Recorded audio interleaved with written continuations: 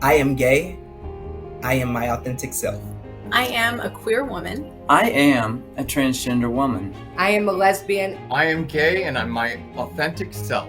I'm a parent of a transgender son and I'm very proud of it.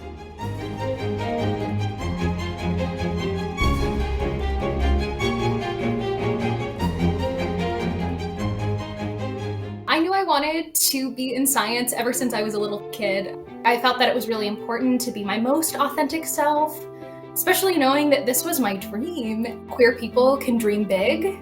Exploration needs to be for everybody.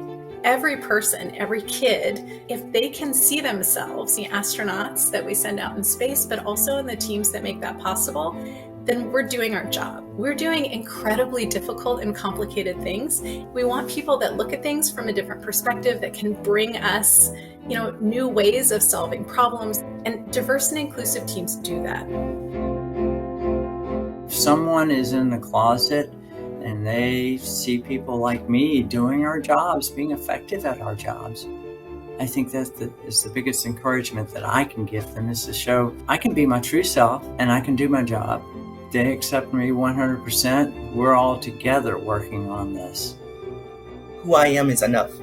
And when you resonate that kind of pride within yourself and then you exude the love that you have for yourself, before you know it, you've got a tribe of people who are just motivating and uplifting one another. That comes from being your authentic self.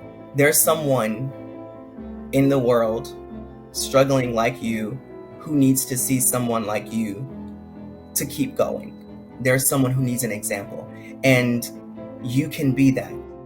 I am non-binary. I am gay. I use they, them. There was one instance where I was participating in a candidate lunch, and they actually also used they, them pronouns.